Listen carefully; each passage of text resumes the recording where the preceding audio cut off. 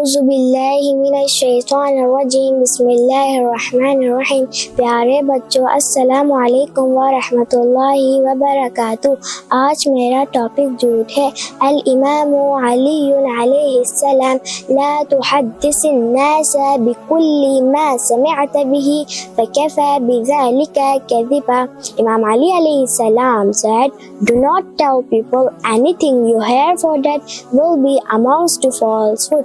इमाम अली अलैहिस्सलाम ने फरमाया, तुम जो कुछ भी सुनो वो लोगों से बयान ना करो, क्योंकि ये झूठ के लिए काफ़ी है। वानु अलैहिस्सलाम अमरानी ला यंफक्यानी मिनल किज़्बी, अव्वलन कसरतुल मवाइद व सानियन शिद्दतुल इअ्तिज़ार। इमाम अली अलैहिस्सलाम said, two matters cannot be subtracted from one. First, excessive promises, and second, intensity of excuses. इमाम अली अलैहिस्सलाम ने फरमाया, झूठों से दो चीज़ें कभी जुदा नहीं हो सकती। पहली, कसरत से वादा करना, और दूसरी, बार बार मज़ाक ख्वाही करना।